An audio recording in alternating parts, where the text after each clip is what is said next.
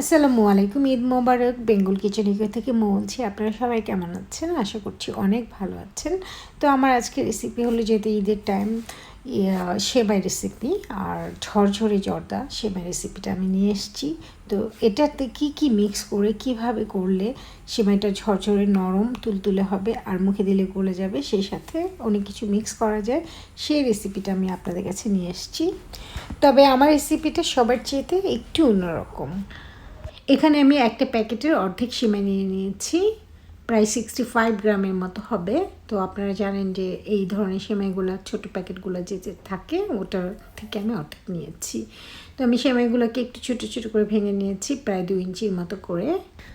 তবে আপনারা চাইলে কিন্তু একটু বড় ছোট করে নিতে পারেন। একটা ফ্রাই প্যান বসিয়ে দিয়েছি চুলাতে, আর চুলার আগুনটা একদমই নর্মাল রেখেছি, একটু লো হিটে রেখেছি। তারপরে আমি ঘি দিয়ে দিয়েছি 3 টেবিল চামচ, আর সাথে দিয়ে দিয়েছি 5-6টা বাদাম, আলমন্ড যেটা কাঠবাদাম কুচি, আর এখানে কিশমিশ লাল কালো, আর একটু ওটার সাথে ড্রাই ফ্রুটও রয়েছে, ওটা দিয়ে দিয়েছি। আর এখানে একটা মিডিয়াম সাইজের গাজর আমি লম্বা লম্বা করে কুচি কুচি করে কেটে নিয়েছি হাফ, আর একটা তেজপাতা একটু মাঝখানে ফেরে তারপরে দিয়ে দিচ্ছি। তো এতে করে ফ্লেভারটা ভালো আসবে, তাই চুলার আগুনটা কিন্তু কত কম দেখেই বুঝতে পারছেন। তারপরে আমি এই হালকা চুলার আগুনেই 1 থেকে 2 মিনিট একটু ফ্রাই করে নিয়েছি। নিয়ে তারপরে সেমাইগুলো দিয়ে দিচ্ছি। সেমাইগুলো দিয়ে আমি কিন্তু আগুনটা কিন্তু আর বাড়াইনি, একদমই লো হিট আছে। তারপর ওই হিটেই আমি আস্তে করে 2 থেকে 3 মিনিট আস্তে ফ্রাই করব। আর খেয়াল রাখতে হবে যেন সেমাইগুলো পুড়ে না যায় বা কালো না হয়ে যায়। কালো হয়ে গেলে তো জানেনই কেমন গন্ধ হয়ে যাবে আর ফ্লেভারটা নষ্ট হয়ে যাবে। আমার সেমাই কিন্তু একটুও কিচ্ছু হয়নি, পুড়ে নেই। আর তারপরে আমি 1/4 কাপ চিনি দিয়ে দিয়েছি, কিন্তু চিনিটা আপনারাও এটা চাইলে কমিয়ে বাড়িয়ে নিতে পারেন। তো একটু নেড়ে ছুঁড়ে একদমই গরম ফুটন্ত 1/2 কাপ পানি দিয়ে দিলাম, দিয়ে একটুখানি নেড়ে নিয়ে তারপরে আমি ঢেকে দিব 5 থেকে 6 মিনিটের জন্য। আর চুলার আগুনটা একদমই ডিমু থাকবে, কোনো মানে মিডিয়ামও না হাই হিটও না, মানে ছোট্ট করে জ্বলবে। আর যদি আপনারা ইন্ডাকশন চুলায় রান্না করেন বা ইলেকট্রিক চুলা যেটা, তাহলে কিন্তু আগুনটা কমিয়ে দিতে পারেন, একদম বন্ধও করে দিতে পারেন, কারণ এখন কিন্তু যথেষ্ট গরম চুলা। আর ইলেকট্রিক চুলা কিন্তু ঠান্ডা হতে সময় লাগে। তো 6 মিনিট পরে আমি ফিরে আসলাম, এসে দেখছি নেড়ে নিচ্ছি, একটু নেড়ে দেখছি কী অবস্থা। সেমাইটা কিন্তু নরম হয়ে গেছে, আর আমি দেখতে পাচ্ছি সেমাইটা সিদ্ধও হয়ে গেছে। এখন কিন্তু আমার অনেক কিছু মেশানোর টাইমও হয়ে গেছে। একটু ভালো করে আমি উল্টিয়ে নেড়ে নিয়ে তারপরে এখানে আমি 3 টেবিল চামচ মিল্ক পাউডার, যেটা দুধের গুঁড়া, ওটা মিশিয়ে নিয়েছি।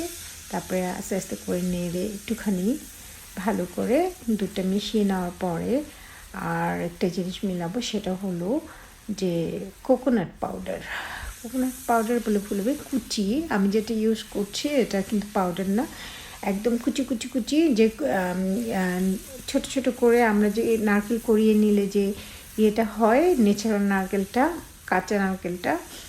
তো এটা আমার ড্রাই নারকেল। তো কিন্তু একটা জিনিস আমি অবাক হয়েছে যে আমি যে নারকেলটা ইউজ করেছি কুড়ানো, এই ড্রাই কিন্তু এত সুন্দর ফ্লেভার, মানে যখন আমি দিয়েছি মনে হচ্ছে যে কী সুন্দর একটা ন্যাচারাল স্মেল, নারকেলের যে অরিজিনাল স্মেল আমি ওটা পাচ্ছিলাম। তো আপনারা চাইলে কিন্তু একদমই কাঁচা নারকেল, যেটা নারকেল, ওটাকে আপনারা কুড়িয়ে দিয়ে দিতে পারেন ছোট করে, অথবা যদি এই ধরনের আপনাদের কাছে থাকে বা পান, আপনারা ওইটাও ইউজ করতে পারেন। ইউকেতে আমরা এটা অ্যাভেলেবল পাই, যেটা নারকেলটা এই কুড়ানো নারকেলের মতো ড্রাই, এটা ইউজ করলে এত সুন্দর ফ্লেভার আসে, ইমাজিনেবল। তো আমি মিশিয়ে নিলাম নারকেল কুড়ানো, ছোট কুড়ানো ড্রাই নারকেলটা মিশিয়ে নিলাম ভালো করে নেড়ে চড়ে। তো এবার আমি চামচ রেখে দিয়ে একটা কাঁটা চামচ নিয়েছি, ওটা দিয়ে আস্তে করে ঝরিয়ে নিচ্ছি। আর এইভাবে আপনারা চাইলে সেমাইটাকে এইভাবে করে নেড়ে তারপর ঝরিয়ে নিতে পারেন। একটু পরে দেখতে পারবেন আমি ঝরাতে কী সুন্দর ঝরঝর হয়ে গেছে। অলরেডি আমার সেমাইটা কিন্তু সিদ্ধ হয়ে গেছিলো তখন, তাই চুলার আগুনটা একদমই কম ছিল। এখন কিন্তু আমি চুলার আগুনটা নিভিয়ে দিয়েছি, দিয়ে আমি আস্তে করে ছড়াচ্ছি। যখন আমার সেমাইটা ঠান্ডা হয়ে যাবে তখন কিন্তু আরও ঝরঝরে সুন্দর হয়ে যাবে। তারপর আমি একটা সার্ভিং বাউল নিয়ে নিচ্ছি। এবার আমি সার্ভিং বাউলে সেমাইগুলো ঢেলে দিলাম। আর এখানে একটা ছোট্ট যে সবুজ এলাচ আছে না, ছোট্ট যে এলাচটা, ওই এলাচটার দানাগুলো বের করে আমি যে রুটি বেলার বেলুন আছে আবার ওটা দিয়ে আমি আস্তে আস্তে করে প্রেস করে গুঁড়া করে নিয়েছি। গুঁড়া করে নিয়ে ওখান থেকে আমি কিছুটা ছিটিয়ে দিয়েছি। একটা এলাচ গুঁড়া করলে কিন্তু অনেকগুলো হয়, আমি পুরোটা দেইনি, জাস্ট অর্ধেকের চেয়ে একটু বেশি দিলাম। আর উপরে একটু আমি কাঠবাদাম কুচি ছড়িয়ে দিলাম। আর রেসিপিটা ভালো লাগলে কিন্তু সাবস্ক্রাইব করতে ভুলবেন না। সবাই অনেক ভালো থাকবেন, দোয়া থাকতো সবাই জন্য, অনেক অনেক দোয়া। আল্লাহ হাফেজ।